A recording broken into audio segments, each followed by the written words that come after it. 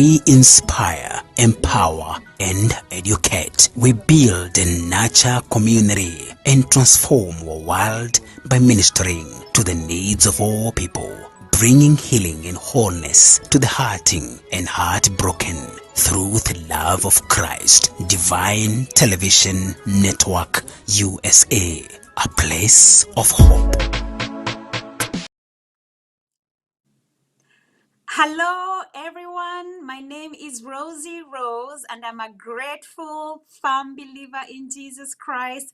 Shalom, shalom, shalom to you all. And thank you so much for joining us this afternoon, this evening, from wherever you are watching. We are so honored that you take the time to spend this afternoon with us for Bible study. So today we are going to study and believe God according to His word in Psalm 91 to pray the word. The book of First John says this is the boldness, this is the confidence that we have in Him, that if we ask for anything according to His will, His word is His will. If we ask for anything according to His will, according to His word, we know that He hears us.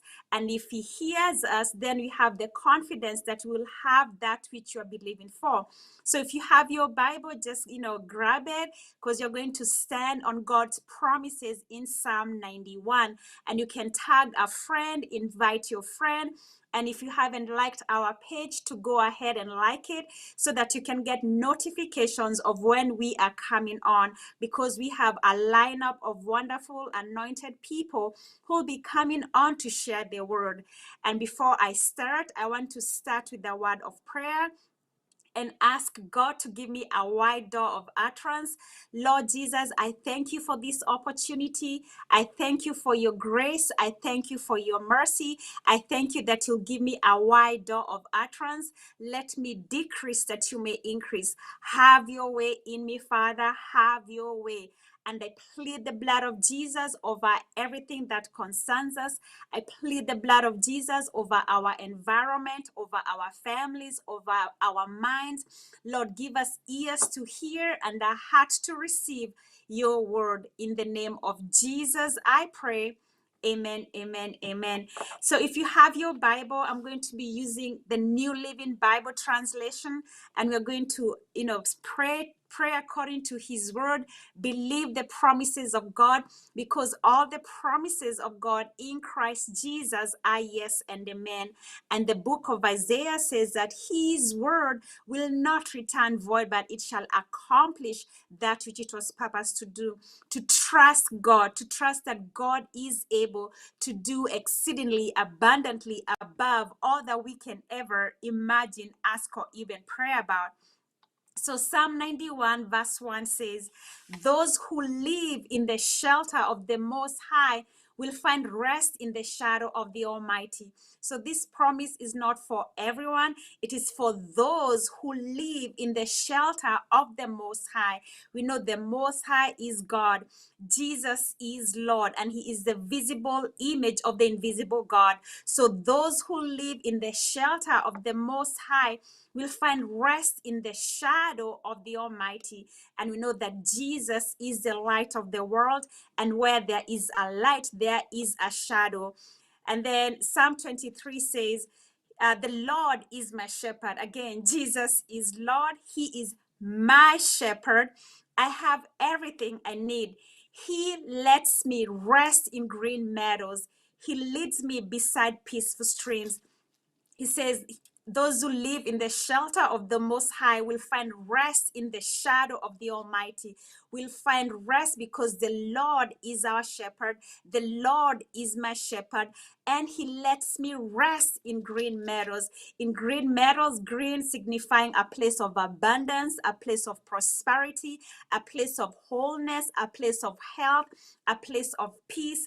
Why? Because the Lord is our shepherd, and we find rest. How do we rest in the Lord? By believing him, by believing that God is able, by believing knowing that God's word will not return void, but it shall accomplish that which it was purposed to do. The book of Hebrews says, those who have believed have entered into rest. To trust God, to believe God, to know that God is not a man that he should lie, neither a son of man that he should confess.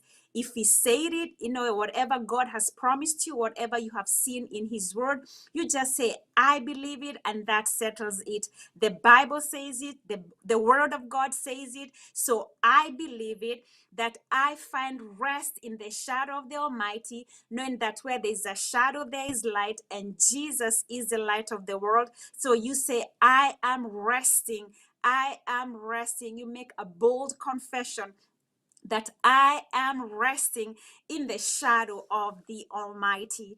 And then verse 2 says, this I declare of the Lord, he alone is my refuge, my place of safety. He is my God, and I am trusting him. So it goes back to the book of Joel, where he says that you shall declare a thing and it shall be established. Mark 11:23-24, I'm paraphrasing, it says that you shall have whatever you say. Whoever believes in his heart and say, let this mountain be thou removed and be thou cast into the sea, and shall not doubt in his heart, but believe that those things which he says will come to pass, he shall have whatsoever he says. So faith will move mountains, but the first thing it will move is our mouth. We believe in our heart and we speak with our mouth. We declare things by faith. By faith, it's in your heart. Whatever is in your heart will come out of your mouth. The book of Proverbs says that out of the abundance of the heart, the mouth speak. Another scripture says to guard your heart with all diligence, because out of it flows the issues of life. So verse 2 says, this I declare of the Lord, this I say of the Lord, he alone is my refuge. So you make a bold confession and say, the Lord is my refuge. He is my place of safety. He is my God.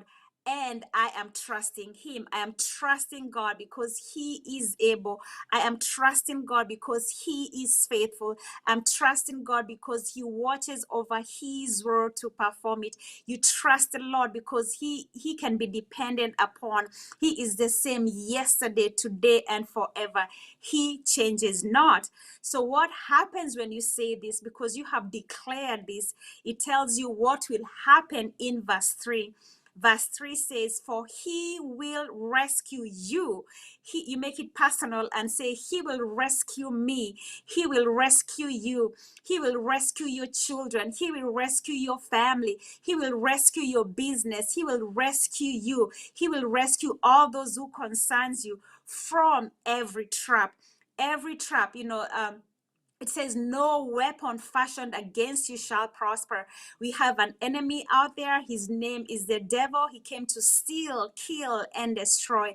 And one place that the enemy destroy us is in our mind. To guard our mind, to know what the word of God says, because if you don't know, the devil will take advantage of you. So this I declare of the Lord, that he alone, nobody else, is my refuge, my place of safety, my God, and I am trusting him. So because I trust him and I have said that, this is what he will do for you and me, or he is doing. We just have to believe that he is doing it and receive it. Because when Jesus died, he said, it is finished. Jesus has already done everything for us.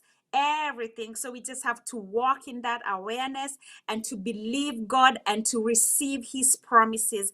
For he will rescue you.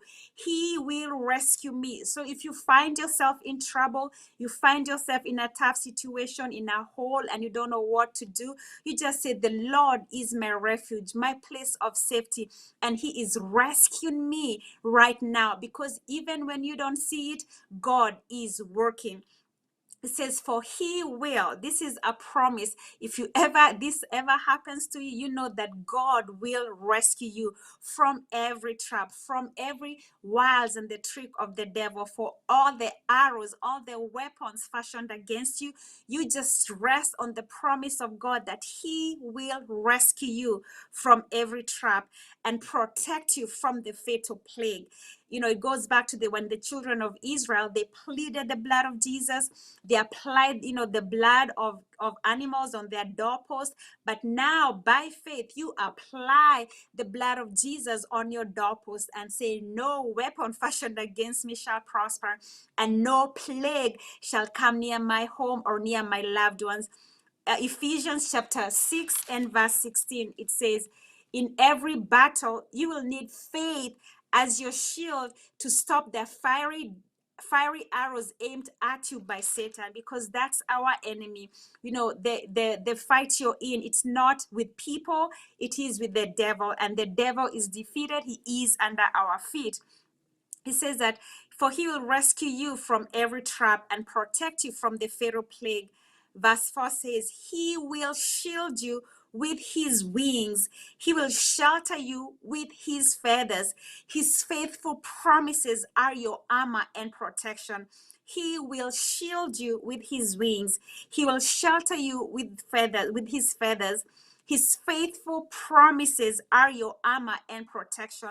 The Bible says that all the promises of God in Christ Jesus are yes and amen. That God is not a man that he should lie, neither a son of man that he should confess. He will shelter you with his feathers. I like Ephesians chapter 6. I'm just going to read some scriptures for you there. It says, Ephesians chapter 6 and verse 13 says, use every piece of God's armor to resist the enemy in the time of evil, so that after the battle, you will still be standing. Stand your ground, putting on the sturdy belt of truth and the body armor of God's righteousness. For shoes, put on the peace that comes from the good news, so that you'll be fully prepared. In every battle, you will need faith as your shield to stop the fiery arrows aimed at you by Satan. He says he will shield you with his wings. He'll shelter you with his feathers. His faithful promises are your armor and protection. And Ephesians chapter 6 tells you what weapons to use. You use the word of God as your weapon, the name of Jesus as your weapon, and the blood of Jesus as your weapon. So no plague will come near your dwelling. No fatal plague will attack you. Why? Because the Lord is your shelter. He is your shield. He will protect you with his feathers. And then verse 5 says, do not be afraid of the terrors of the night, nor fear the dangers of the day. Do not be afraid. The book of Isaiah says, fear not. There's nothing to fear. Don't be afraid, because the Lord your God is with you wherever you go. The blessing of Abraham says, you're blessed going in, you're blessed going out. The Bible says that the Lord will never leave you nor forsake you. So do not be afraid of the terrors of the night, nor fear the dangers of the day, because day and night are the same to God. And do not fear, because there's nothing to fear. God has not given you and me a spirit of fear, but that of power, love, and of a sound mind. And Jesus is Lord, the visible image of the invisible God. And God is love, and perfect love casts out all fear. Fear tolerated is faith contaminated. So faith and fear cannot dwell together. One has to go. Fear has to go, because fear stands for fake evidence appearing real. Why? Because God has already told us in Isaiah, fear not, there's nothing to fear. And fear is a spirit. It comes from the devil, so that it can paralyze you, so that you're afraid to do anything. You're afraid to fail. You're afraid to go outside thinking something bad is happening. But fear not, for God has not given you a spirit of fear. Do not be afraid. So this is not a suggestion. This is God speaking to me and you and telling you, do not be afraid of the terrors of the night, nor fear the dangers of the day. nor dread the plague that stalks in darkness, nor the disaster that strikes at midday. Do not be afraid, because the Lord is our helper. Psalm 121 says, the Lord neither slumbers nor sleep. He says, I look up to the mountains. Where does my help come from? My help comes from the Lord who made the heavens and the earth. So day and night are the same to the Lord. I will not fear anything. I will not fear darkness, because Jesus is the light of the world. And, I will not fear the dangers of the day, nor dread the plague that stalks in darkness, nor the disaster that strikes at midday. Verse 7 says, though 1,000 fall at your side, though 10,000 are dying around you, these evils will not touch you. It says, though 1,000 are dying around you, these evils will not touch you. Why? Because you are untouchable. You are a child of God. It says, our God, our Father, the book of Hebrews says, God is a consuming fire, and we have the same DNA as our Father. So if God is fire, that means you are fire too. You cannot touch fire. If you touch fire, what happens? You get burned. So that's why it says, these evils of the world will not touch you, because you are fire. You are a child of God. You cannot be consumed. You have overwhelming victory. Though 1,000 are dying around you, though 10,000 though 10,000 fall at your side, though 10,000 are dying around you, these evils will not touch you. So every morning you get up, you just make a bold confession that I am untouchable. Why? Because my God is a consuming fire. I am a child of God. My God is a consuming fire. That means I am fire too. That means, just think about it. You just can't touch fire. You'll get burned. So when the evil tries to touch you, it cannot, because you are untouchable.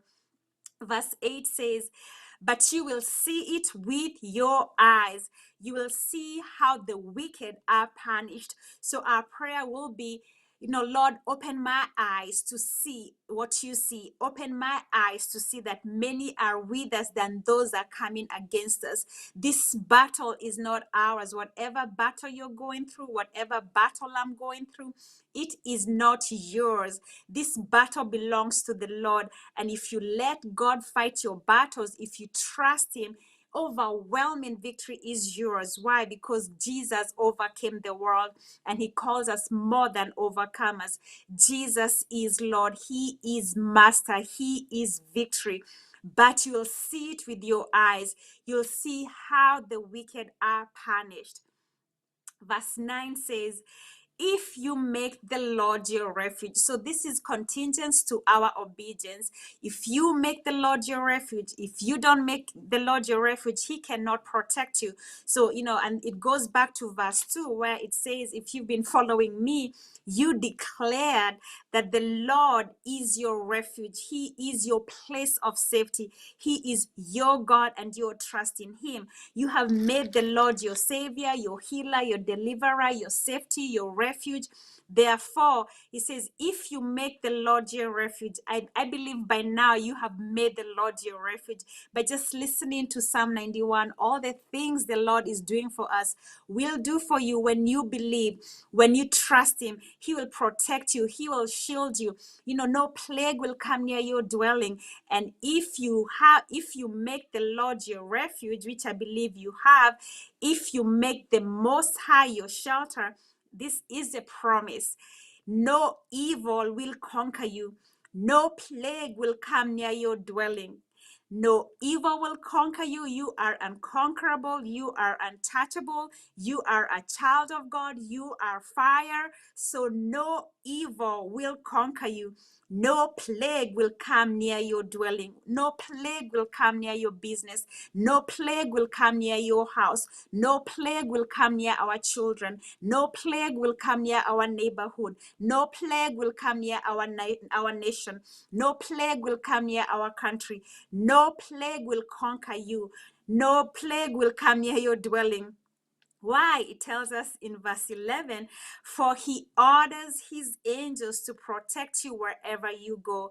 For he orders his angels. He doesn't suggest to them. He doesn't tell them, oh, when you get a chance. He doesn't tell them when you're, on your day off. No, he orders them. And God says that there's we are encompassed with a legion of angels. A legion equals to 6,000. So that's why when you leave your house, you cannot fear, because the Lord is with you, and he orders his angels to protect you wherever you go. Psalm 103 says the angels of the Lord hearken to the voice of the Lord. When you speak the word of God, angels hearken to that word. Your voice is your address in the realm of the spirit. You have to speak the word of God, not how you feel, because the word is powerful. The word of God is powerful. It shall not return void. We are the believers and God is the performer. Even when Jesus was tempted, what did he do? He said, it is written. So it is important for you and me to know what is written in his word, so that when you're tempted, when you're in a tight spot, you only speak the word of God. Why? For he orders his angels to protect you wherever you go. Again, the blessing of Abraham, you're blessed going in, you're blessed going out. What will they do? Verse 12. They will hold you with their hands to keep you from striking your foot on a stone. Verse 13 says, you will trample down lions and poisonous snakes. You'll crush fierce lions and serpents under your feet. This just, it's just all the demonic powers in the world, all the spiritual wickedness in dark places. God has given us the authority to use the name of Jesus, to use the word of God, to plead the blood of Jesus. Those are our weapons. We have authority as believers, using our authority. We're just saying, in the name of Jesus, I plead the blood of Jesus. In the name of Jesus, no weapon fashioned against me shall prosper. In the name of Jesus, I plead the blood of Jesus. When we say that, when we declare that, when we say that by faith, what happens? We are trampling down lions and poisonous snakes. We are crushing fierce lions and serpents under our feet. The serpent, signifying the devil, he is under our feet. He is a defeated foe, but he roams around like a roaring lion, seeking whom he might devour. That's why the Bible says we must stand strong, not waver, not be fearful. Why? For the Lord our God is with us, and we have weapons to fight these attacks that are coming against us. The only fight we are called to fight is the fight of faith, and God has given us the weapons. Therefore, we are guaranteed that victory is ours. So you will, because you're a powerful being. God has not given you a spirit of fear, but that of power, love, and of a sound mind. That you are powerful. Greater is Jesus Christ who lives in you and me than the evil that's in the world. We are 1,000 times stronger on the inside, because the great I am lives inside of us. And when we yield to that, when we know who we are in Christ Jesus, when we use our authority, we are trampling down lions and poisonous snakes. You're a powerful being. I am a powerful being, and I will crush fierce lions and serpents under our feet, making a bold confession that you are a Daniel in your generation, that you shut the mouth of lions, that you trample down lions and poisonous snake, because Jesus Christ, the great I am, lives inside of you. You have no fear, because fear is not your portion. God did not give that to you, so you reject it, knowing there's nothing to fear. You're a child of God, and perfect love casts out fear. When you feel anxiety rising up, fear rising up, you say, I reject that. Why? That is a lie from the pit of hell. Why? Because the Bible says, fear not. There's nothing to fear. Fear standing for fake evidence appearing real. And the word of God says, fear not. There's nothing to fear. Verse 14, it says, The Lord says, so it is not me, this is the Lord saying it. The Bible is God speaking to us. The Bible is God speaking to you. And this is what the Lord says. He is the same God yesterday, today, and forever. If the Lord said it once, if he did it once, he will do it again, because he changes not. He is not a respecter of persons. So this is what the Lord is saying. We have made him our refuge, and he says, I will rescue those who love me. How do we love God? By obeying his commandments, by trusting him. The Lord says, I will rescue those who love me. I will protect those who trust in my name. When they call on me, I will answer. I will be with them in trouble. I will rescue them and honor them. I will satisfy them with a long life and give them my salvation. The Lord says, I will rescue those who love me. We already read that earlier somewhere. It says that, for he will rescue you from every trap. And then he goes on again in verse, I will rescue. He says, verse 3 says, he will rescue you from every trap and protect you from the fatal plague. And then he says again, I will rescue those who love me. These are the things the Lord will do for us, or do for you, when you believe. He has already done it, so we can believe it and walk in that awareness and say, I thank you, Jesus, that you are rescuing me, that you are rescuing my children, that you are rescuing our families, that you are rescuing our loved ones. We thank you, Jesus, that you are protecting us. We thank you, Jesus. We trust you, Father. He says, I will rescue those who love me. And you just make it now, because faith is now. We say, thank you, Jesus, for rescuing me. And then he says, I will protect those who trust in my name. He has already done it. And you say, thank you, Jesus, for protecting me. Thank you, Jesus, for your name is above every other name.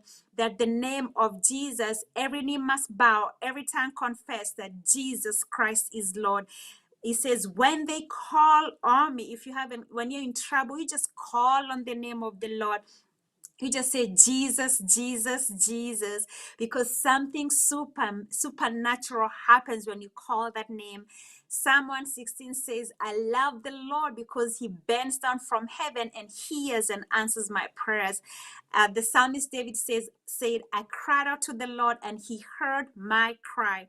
So when you call on the name of the Lord, he will answer. He is a prayer answering God. And what will the Lord do? He says that I will be with them in trouble. The Lord will be with you in trouble.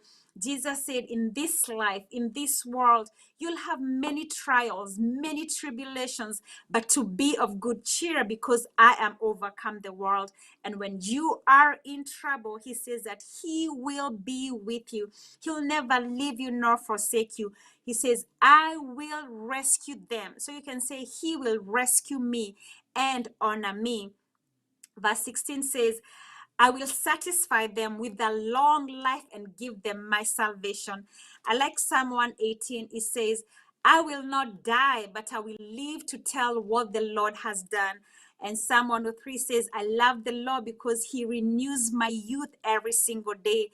He says, I will satisfy them with a long life. So you make a bold confession and we say, that my life will not be cut short. I will fulfill the numbers of my days. I will live a long life. I will not die prematurely, but I will live to tell what the Lord has done, that the Lord has protected me, the Lord has healed me, the Lord has provided for me, the Lord has rescued me, the Lord has honored me, the Lord has shown up and show out in my life. He says, I will satisfy them with a long life and give them my salvation. What is the salvation? It is the goodness of God. It is his deliverance. It is his healing. It is his provision. It is his peace. It is the blessing of the Lord. So you can go back and just stand on the promises of God in Psalm 91, because the Lord says, He will do this. He is doing it. You just believe it and start saying it. I thank you, Jesus, for you will rescue me. That if has the Lord rescued people before, he has done it, and he will do it again. He parted the Red Sea, and the children of Israel walked on dry land, and he is the same God. He will rescue us. He will make a way for us. He will protect us from the fatal plague. He will satisfy us. He will rescue us. We thank you, Jesus. We thank you, Father, that you are able to do exceedingly abundantly above all that we can ever imagine, ask, or even pray about. And if you have been listening and you have never made a bold confession that Jesus is your Lord, you can get to do that now, because the Bible says that you cannot boldly claim by faith a promise that you're not sure belongs to you. So if you're saved, you belong to Christ Jesus, you can claim these promises because you know you belong to him. He says those who come to him must believe that he is, and that he is a rewarder of those who diligently seek him. So confessing with your heart that Jesus is Lord, you can say that you have messed up, that the Lord doesn't love you. Guess what? The Lord loves you. God loves you just the way you are. Even if you are the only person left on this earth, God will still have sent Jesus to rescue you. Why? Because you are precious to him. Why? Because he loves you, and you matter to God. So we can all confess, because we all fall short of the glory of God, and say, Lord Jesus, please forgive me. I repent of my sins. I repent, and and then God has already forgiven you. So you just receive that gift of forgiveness and say, Lord, I thank you for forgiving me. I am sorry I missed it, and I receive your forgiveness.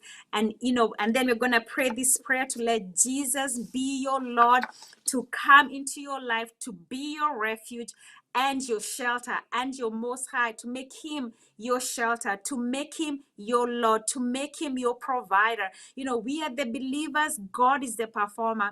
I don't know how God is going to do your miracle, because he doesn't think the way I think. He says his ways are higher, his thoughts are higher, but to know that he will do what he said he will do.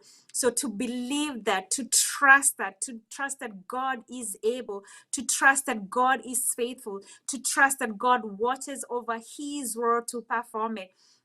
So if you don't know Jesus, you can get to know him right now.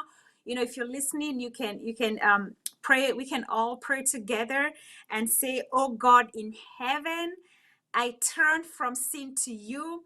I believe in my heart that Jesus died for my sin and rose again. Jesus, come into my life and be my Lord. Thank you for saving me. Today I am born again. Oh God in heaven, I turn from sin to you. I believe in my heart that Jesus died for my sin and rose again. Jesus, come into my life and be my Lord. Thank you for saving me. Today I am born again. In Jesus' name, amen, amen, amen. So if you prayed that, you can boldly claim the promises of God in Psalm 91, because you have you have declared the Lord is your refuge, that Jesus is Lord, he is your master, and then you can freely enjoy the benefits. So when you say that God will provide, Jesus is my healer, you have the confidence because you know that he is your Lord, that he is your shelter, he is your refuge, that you have been born again. You are the righteousness of God in Christ Jesus. It doesn't matter how you feel. We can all say we are. You say, I am the righteousness of God in Christ Jesus. Why do we say that? Because God has already forgiven you. God sees no fault in you. God sees you as perfect, as unblameable, as holy. It doesn't matter what you've done. So we can boldly declare that I am the righteousness of God in Christ Jesus, that I am born again, that all the promises of God in Christ Jesus are mine, that the blessing of Abraham is mine. All the promises of God are mine, that God will protect me, God will rescue me, God will order his angels to protect me wherever I go, that Jesus is my Lord. He will make a way for us where there's no way. And Lord Jesus, I thank you, I thank you, I thank you for all these wonderful people that you have graced me with today, for those you've allowed me to speak to their lives, Father. Lord, I thank you that you know what they need before they even ask. So, Lord Jesus, I thank you that you're touching them at the point of their need, Father. For those who need healing, God, I thank you that you are healing them right now. I thank you, Jesus, that you are the physician. I thank you, Jesus, that you sent your word and healed us from all our distractions. I thank you, Jesus, that you are the master physician, that you are performing a supernatural surgical operation in every area of our lives, Father. For those who need deliverance, Father, I thank you, Jesus, that you are delivering them, that you are setting them free, that whom the Son sets free is free indeed. Whatever addiction, Father, you're breaking that chain, Father. You're setting them free, Father. For those who need provision, Father, I thank you, Jesus, that you are our provider, that you will supply all our needs according to your riches in glory in Christ Jesus, that we do not lack for finances, we do not lack for ability, we do not lack for resources, we do not lack for wisdom, we do not lack for anything. We shall not lack for nothing, because you, Lord, you are our shepherd and we do not lack. You lead us into green pastures. And right now, Father, I thank you that you are leading us into a wide place, a place of abundance, a place of more than enough. I thank you, Jesus, excuse me, that you became poor, that we might become rich. And we receive that. I receive that. We are rich. We are rich. We are rich. We are abundantly supplied for. You have blessed us, Father, so that we can be a blessing to other people, that the blessing of Abraham is ours. You just said the blessing of Abraham is mine. I am a daughter of Abraham and I receive all those promises, all that blessing, Father. And I thank you, Father, for those who are, depressed, those who are anxious, Father. I thank you, Jesus, that you'll give them peace that surpasses all human understanding. Peace, not as the world gives it, but your peace, Father, that surpasses all human understanding. And we thank you, Jesus. We thank you, Father. We thank you, Jesus, that you will rescue us. You will protect us. You are doing that. You will satisfy us with a long life and give us your salvation, that our cup runs over with blessing, that we are blessed going in, we are blessed going out. We have favor with God and favor with men. We receive your favor. We are crowned with favor. Favor follows us wherever we go. And Lord, I thank you that you are able to do exceedingly abundantly above all that we can ever imagine, ask, or even pray about. You are able, Father, and we trust you, Father, and we thank you, Lord, for what you are doing, for what you are about to do, for opening doors for us that no man can shut, and shutting doors that no man can open, because you alone are God. You alone are God. This I declare of the Lord, that you alone are our refuge, our place of safety. You alone are God, and you will not share your glory with anyone. So, Lord Jesus, have your way in us. Empty us of ourselves and fill us with your Holy Spirit. Use us as advertisement of how well you treat your children. Use us for your glory, Father. And I know you will. I believe you will, Father. Have your way in us. Have your way in us. And we beseech you this day. I beseech you this day, Lord Jesus, to show me your glory. Show everyone that's listening to the sound of my voice your glory. Show up and show out in our lives, Father. And we thank you, Father, that surely only goodness and mercy and unfailing love shall pursue us all the days of our lives, and we will live in the house of the Lord forever. We thank you, Jesus, that you'll not allow us to be put to shame because we put our trust in you, Lord. Lord, we thank you. I thank you. I thank you. I thank you, Father. I thank you, Lord. I thank you, Jesus. I thank you, Father, that you'll confirm this word with signs and wonders following. I thank you, Jesus, that you bend down from heaven and hear and answer our prayers and hear and answer my prayers, Father. So I give you all the glory and all the honor and all the adoration.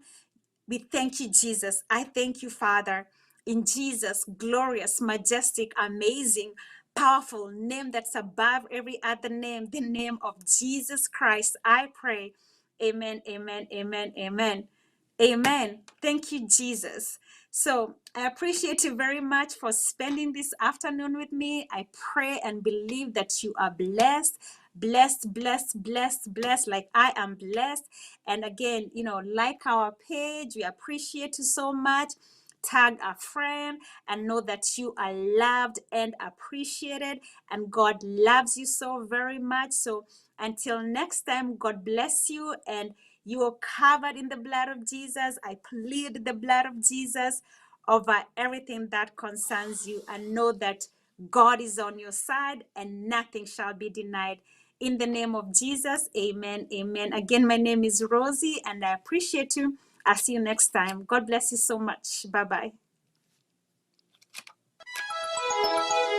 Divine Television Network USA is the best place to be. We inspire, empower, and educate. We build and nurture community and transform our world by ministering to the needs of all people, bringing healing and wholeness to the hurting and heartbroken through the love of Christ. Divine Television Network USA, a place of hope.